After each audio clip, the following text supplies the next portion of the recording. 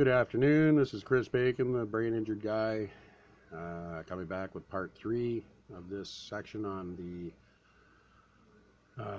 content for decision makers, additional section for decision makers regarding the servability training, online training package for disability training for accessibility Ontarians with Disabilities Act, Ontario. And this is the one that they make everybody take. So this is about decision makers. So this is people in positions of power, owners, managers, board members. There's a link to www.elaws.gov.on.ca and another link to www.accesson,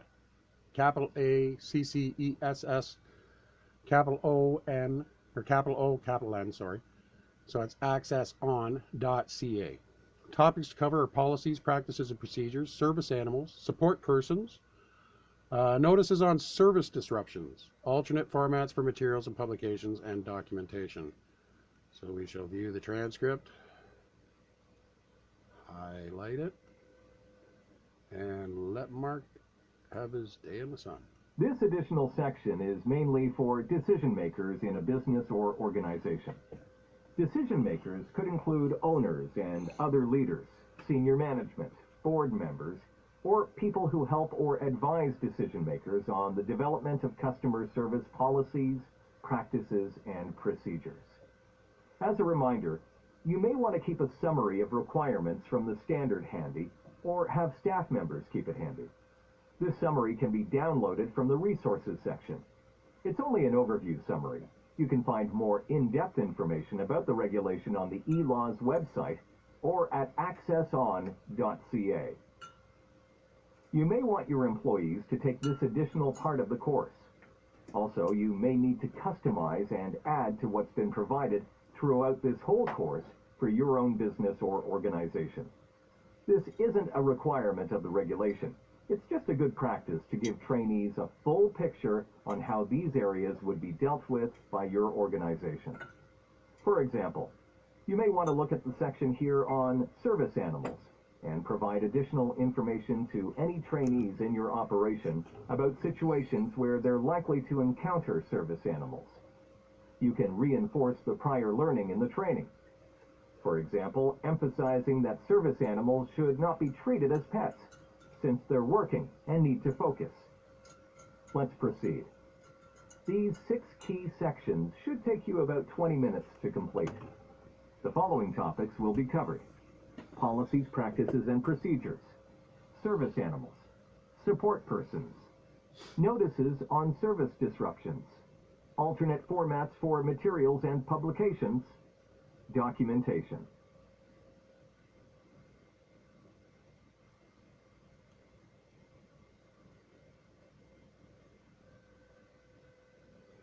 And the next panel, under content for decision makers, policies, practices, and procedures,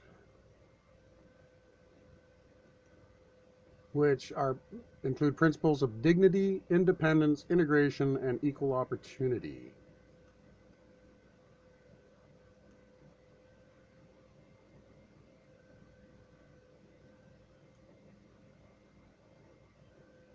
Establishing policies, practices, and procedures on serving customers with disabilities. Every organization has some form of customer service policies, practices, and procedures on serving customers with disabilities. Some of these are formal, documented practices. Others are the way we do things around here. Under the standard, service providers must do the following. 1. Establish policies, practices, and procedures on governing the provision of goods and services to people with disabilities. These policies, practices, and procedures are in addition to those specifically identified in other sections of the standard. 2. Use reasonable efforts to ensure the policies, practices, and procedures on providing services to people with disabilities are consistent with the principles laid out in the customer service standard. These principles are dignity, independence, integration, and equal opportunity. 3. Develop a policy on allowing people to use their own personal assistive devices and on any situations where such use may not be permitted.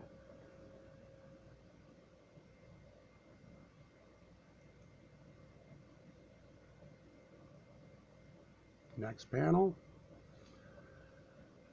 Content for decision makers, policies, practices, and procedures. Still under the same heading. Dignity. A customer with a disability is valued and deserved of effective and full service. Independence. Freedom from control or influence of others. Freedom to make one's own choices. Integration. Customers with disabilities fully benefit from the same services in the same place and in the same or similar way as other customers. Although that's kind of a gray area, because I guess if the way that if you're giving all your customers the same service in the same lackluster service in the same place and with the same similar way as other customers, if everybody's being treated badly, then I guess that's equality. But then that's the whole premise of the Attorney General of Canada, is that as long as we treat everybody with equal, or actually all of the government of Canada, if we treat actually most governments and democracies actually today, part of the New World Order, I guess. Anyway, obviously they don't do enough to do any of that. Okay, so if they're treating everybody the same way and abusing everybody, well then I guess that's equality, right? Because equality could go from one scale to the other. So here's highlighted transcript, and Mark, take it away. What do the principles of dignity, independence, integration, and equal opportunity mean? Dignity means a customer with a disability is valued and deserving of effective and full service. People with disabilities are not treated as an afterthought or forced to accept lesser service, quality, or convenience. Independence means freedom from control or influence of others, freedom to make one's own choices. In other situations, it may mean the freedom to do things in your own way. Integration means customers with disabilities fully benefit from the same services, in the same place, and in the same or similar way as other customers. Integration means that policies, practices, and procedures are designed to be accessible to everyone, including people with disabilities. Equal opportunity means having the same chances, options, benefits, and results as others.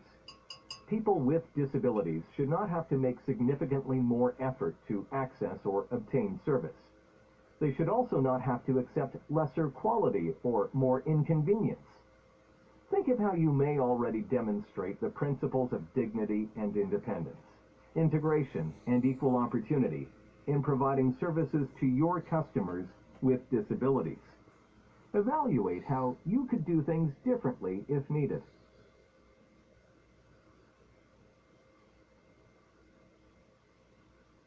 And there's unhighlighted, black on gray. Feel free to pause and read.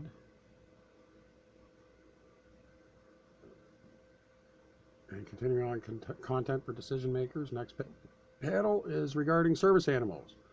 Talk to your customer about options to accommodate them.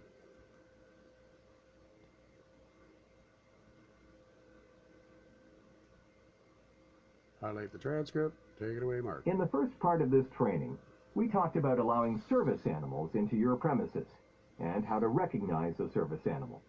It's a requirement in the standard that service animals be allowed to accompany a person with a disability, except in some situations. What do you do in the cases where a service animal is excluded under another law from entering part of your operation? How do you serve that customer? Talk to your customer about options to accommodate them. This might mean leaving the animal in a safe area where the animal is allowed. Or it might mean offering to serve your customer in another part of your location where they can stay with their service animal. So here again is some of that dichotomy, where it says here, now again, the law is clear. You're allowed to take it in any location if it's for your assistance. And yet here it says, talk to your customer about options to accommodate them. This might mean leaving the animal in a safe area where the animal is allowed. So if the animal is there to service the person, they are required to be together. So government and other people who are responsible for this material, you are deliberate error or omission, you are imparting improper and conflicting information. And this is why we need leadership.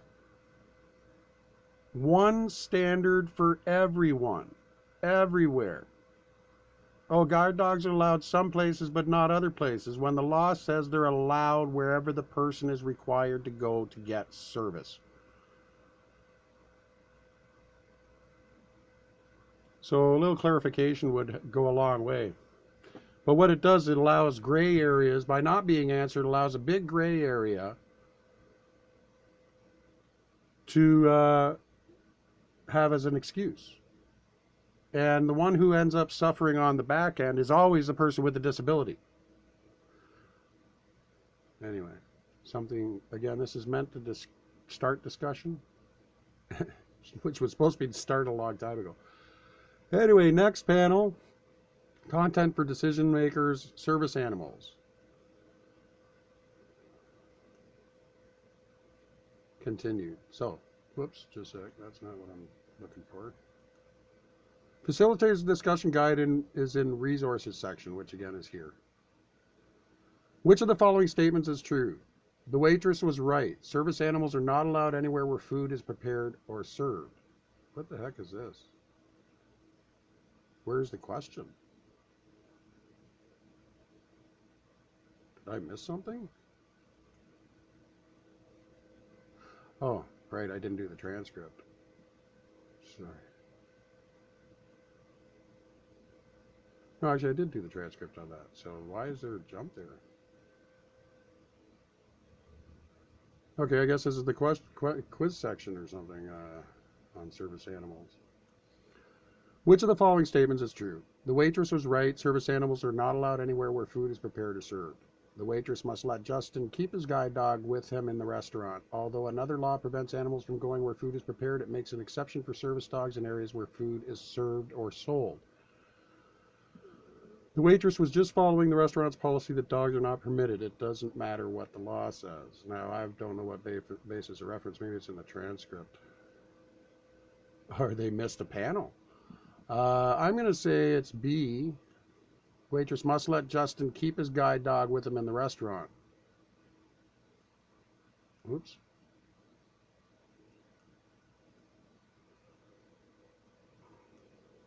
Although another law prevents animals from going where food is prepared, it makes an exception for service dogs in areas where food is served or sold. We'll submit that, and curriculum.org says, oops, correct. So, yeah, they must be missing a panel because where's the scenario that preceded that? Anyway, there's the transcript, and take it away, Mark. B is correct. And there are a few more points to remember about serving a customer with a service animal. Speak directly to your customer and don't treat the animal as a pet. Avoid touching or talking to service animals. They're working and have to stay focused. Avoid making assumptions about the animal. Not all service animals wear special collars or harnesses. If you're not sure whether the animal is a pet or a service animal, just ask your customer. You can ask for a letter verifying that it is a service animal. Normally, you can tell.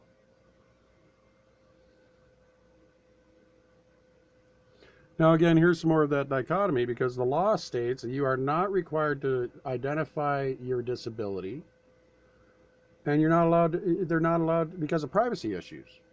All you need to say is that you're disabled. And a lot of these guide dogs, and again, this is where Kathleen Wynne and others in government can clarify, because Kathleen Wynne and the government, again, is using it as an exploitative measure. They, after years of no leadership on the issue, they've apparently made a contract with some private providers, which allows them to be the sole provider for dogs in Ontario, and it costs like thousands of dollars to train them. And the only way to have an official dog is to go through these people. Well, you know what, Kathleen? We've been without that legislation and help in that area for up until what, last year you did it? I've had my service animal. Tiger has been with us for 3 years now, and we are I'm visibly disabled. And yet I'm supposed to carry around a note from my doctor to give me permission for my service animal when I was already given permission. How about this? How about the government use some leadership and save some money by making a Department of Disability and having registration cards to say I'm disabled, so therefore I have the right to a dog. You know, and that should be based on disability, not on who trains the dog.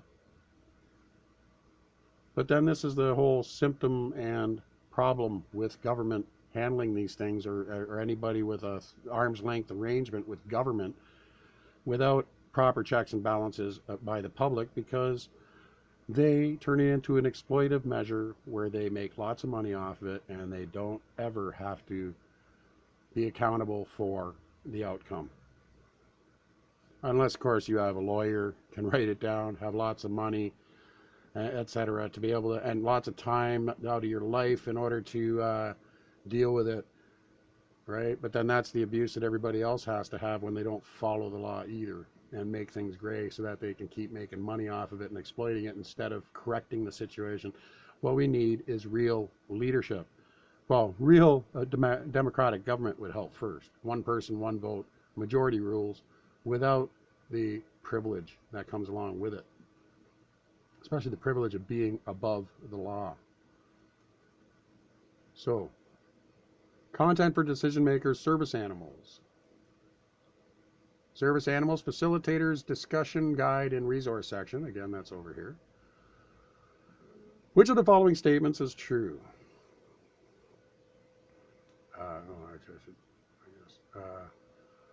A, the waitress was right. Service animals were not allowed anywhere where food is prepared or served. The waitress must let Justin keep his guide dog with him in the restaurant. Although another law prevents animals from going where the food is prepared, it makes an exception for service dogs in areas where food is served or sold. And C, the waitress was just following her restaurant's policy. So obviously, again, based on everything else, highlight it. And Mark, take it away. Let's have a surprise, shall we? B is correct. And there are a few more points to remember about serving a customer with a service animal. Speak directly to your customer and don't treat the animal as a pet. Avoid touching or talking to service animals. They're working and have to stay focused. Avoid making assumptions about the animal. Not all service animals wear special collars or harnesses. If you're not sure whether the animal is a pet or a service animal, just ask your customer. You can ask for a letter verifying that it is a service animal. Normally, you can tell.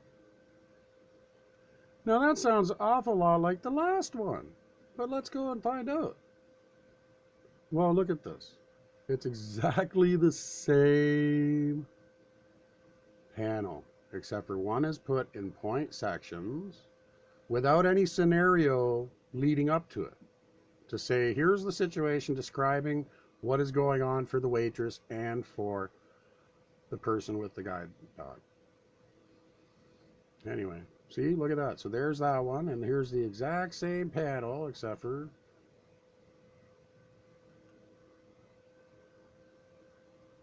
the exact same panel, except for now there's no bullet points here for radio points for you to be able to pick.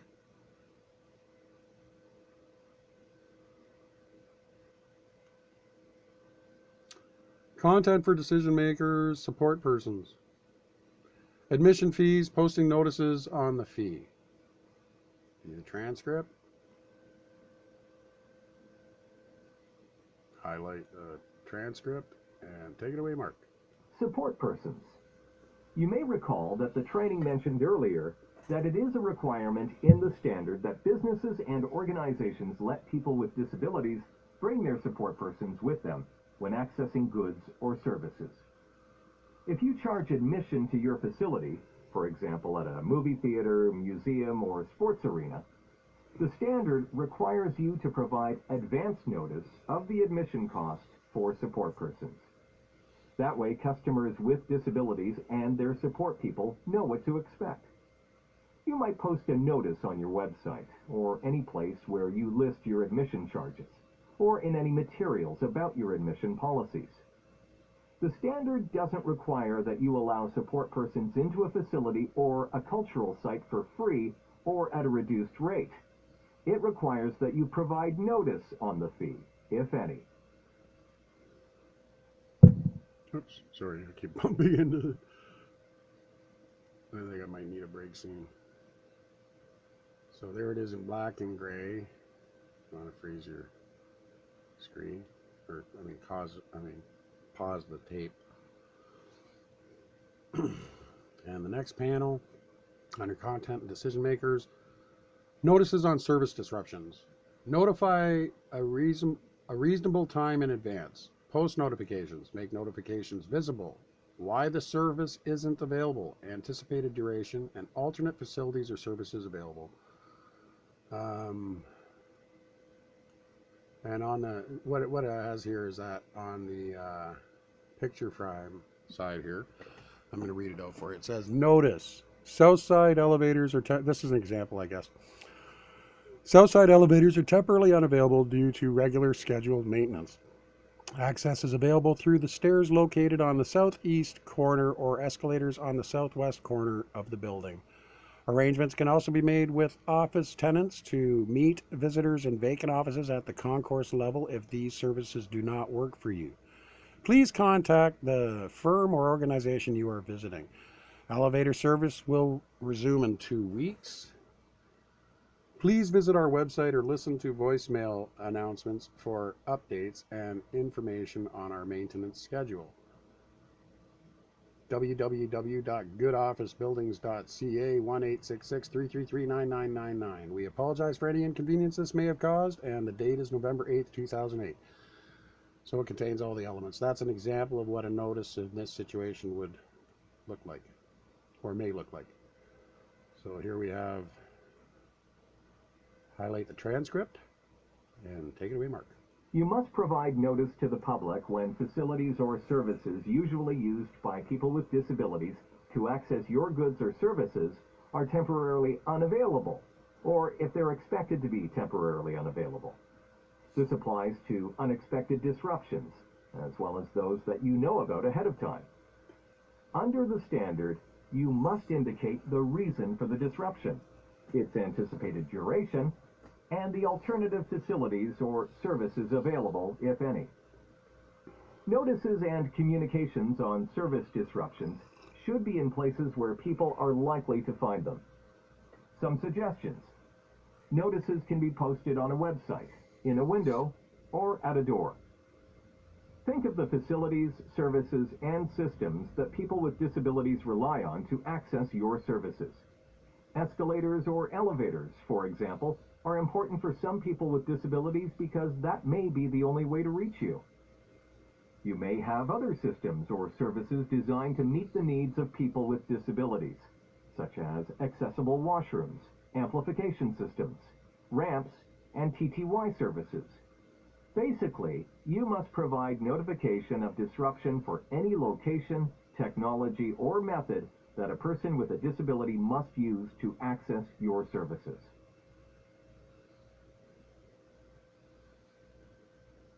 And there it is in black on gray again.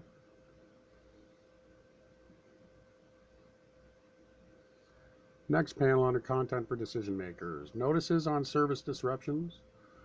Alternative options. A map with directions to another elevator or accessible washroom. Information and a map to the nearest alternate location. Information on information on other service delivery modes, for example, online, telephone, or mail.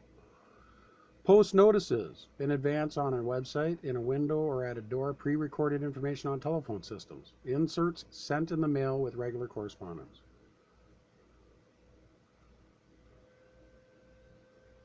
And we shall highlight the transcript.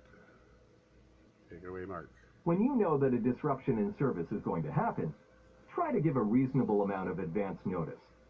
You must provide notice of all disruptions, even those that you didn't expect. When an unexpected disruption happens, such as when technology breaks down, try and provide notice as soon as possible. Disruptions to all services, such as a power outage, do not require special notice. You can provide alternative options, such as a map with directions to another elevator or accessible washroom, information and a map to the nearest alternate location, information on other service delivery modes, such as doing a transaction online, by telephone, or by mail. You can plan to provide advance notice of scheduled service disruptions in the planning for a disruption itself. Here are a few ideas. Notices can be posted weeks in advance on a website, in a window, or at a door. You can also provide notice in routine or periodic communication to customers, such as pre-recorded information on a telephone system, or in inserts sent in the mail with regular correspondence. Any notices on service disruptions should be in a place where people are likely to find them, and you may choose more than one way to communicate your service disruption.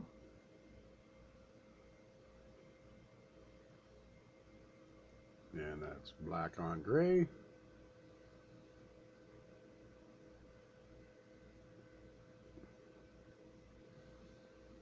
Next panel for content for decision makers. Documentation.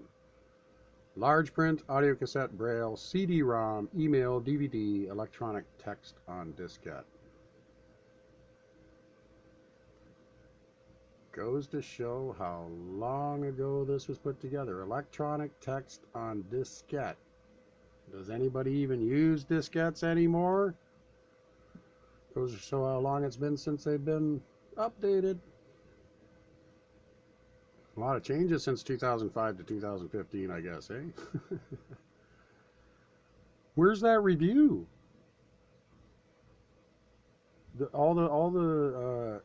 Especially Accessibility Ontarians with Disabilities Act talks about review. We're going to be coming up with that soon. And the information presented here. Anyway, there's the transcript highlighted, and let's listen to Mark. Remember, when you communicate with people with a disability, you must take their disability into account. You must also take into account a person's disability when providing documents or the information in them. Under the standard, a provider and a customer with a disability can come to an agreement upon the format for the document or information. Potential formats include large print, audio cassette, braille, CD-ROM, email, DVD, or electronic text on a diskette, or other format. Here's a suggestion. Discuss with the customer which alternate format would work for them. For example, if the customer asks for large print, be clear about what large print means to that customer. For some, it may be an 18-point font size, and for others, it might be a larger or smaller font size. It's important not to make assumptions, as alternate formats can vary widely. For example, did you know that only 3 to 5% of people with vision loss use Braille? If a customer with a disability asks for a document in a format that's different than what's normally available, you may want to discuss what other options could work, and then agree on the format.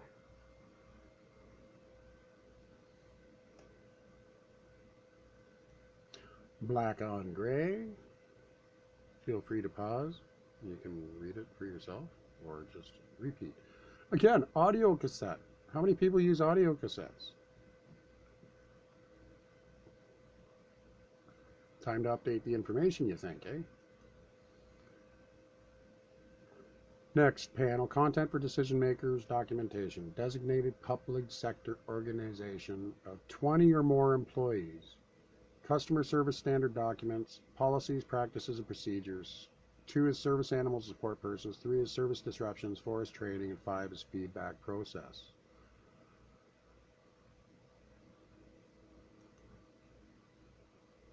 We'll view the transcript. And let's see what they have to say. There's the highlighted transcript. And Mark, what do you got to say for yourself? This section applies to decision makers in designated public sector organizations, or in businesses and organizations with more than 20 employees. Depending on the size of your organization, you may be required to keep certain documents and make them available to the public. Is your organization a designated public sector organization or other provider with 20 or more employees? If you do have 20 or more employees, there are 5 types of documents on serving customers with disabilities you must have under the standard. You must let your customers know that they can ask for these documents. It doesn't matter how you inform customers about their availability, as long as the method is reasonable in the circumstances. You can use your website, pre-recorded voicemail announcements, signs, or even a brochure.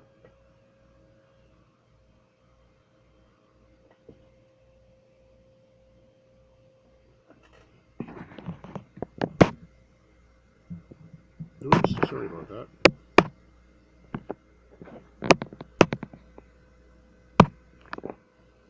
Okay, so sorry about that. It got knocked by accident, so it blocked it out for visual, but you were able to listen to it. This is it in black and gray, and that's the end of that panel. Next panel. Content for decision makers documentation.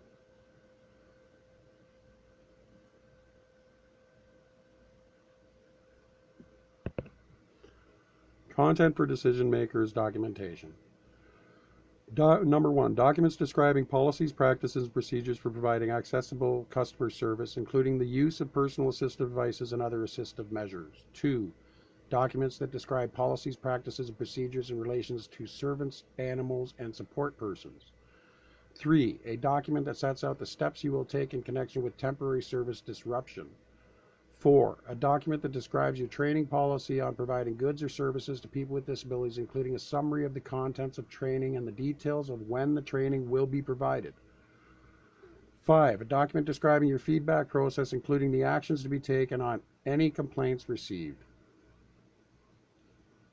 So here's the transcript highlighted, and Mark, take it away. Since frontline customer service employees may be asked for these documents, it's a good idea to keep them handy.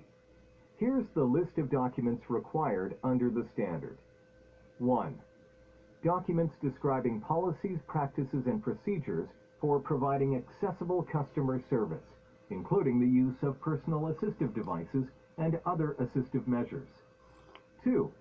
Documents that describe policies, practices, and procedures in relation to service animals and support persons. 3. A document that sets out the steps you will take in connection with a temporary service disruption. 4.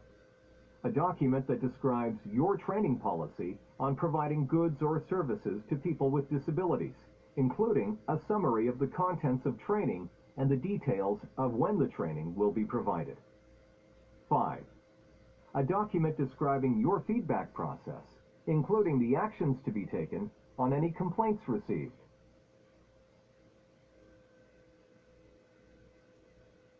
Back on gray. Next panel. Content for decision makers feedback process. Feedback process readily available. Include what actions you will take.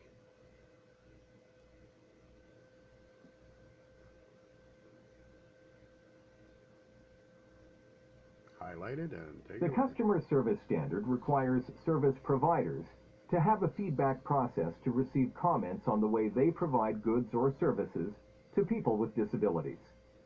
The feedback process must allow people to provide feedback in person, by telephone, in writing, by email, or by other electronic means. When you respond to the customer, you must take into account the person's disability, so that you're communicating to the customer in a way that's accessible for him or her.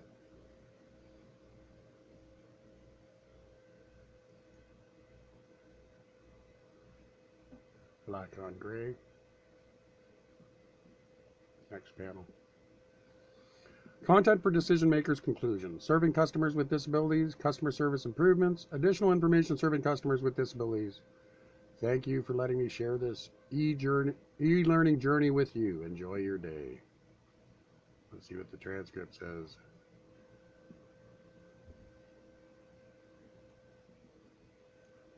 Transcript highlighted and mark. Thank you for reviewing this additional material in the training. This is a good time to review what you've learned and to determine what information or additional learning you may need to convey to customer service staff in your organization. What did I learn about serving customers with disabilities? What customer service improvements can I make as a result? What additional information do I need to convey to the appropriate staff? Again, thanks for giving me an opportunity to share this e-learning journey with you. He forgot to say enjoy your day. So I'll say it, enjoy your day. Anyway. So what, is that the end of the course or something? Is that it? Okay, I guess that is. So now we go, that's the end of decision make. Conclusion. Oh, conclusion not found from that tab. So it's a broken link too. Okay, now resources page. Here we go. Resources section. What I'll do is I'll make that a separate one because we're getting to almost 40 minutes on this tape. So I will make the resources section a separate module. That concludes the module on content for decision makers, which, yes, includes you, government, and law society, and law schools, and all those places. We're about to find out about exactly how far behind this stuff you are. Anyway, next tape. This is Chris Bacon, the brain injured guy, saying thank you for your time and your patience, and stay safe out there. And remember, if you have a problem with government, speak out. Or go to a communist country where you don't have a voice. Anyway, that's just my opinion.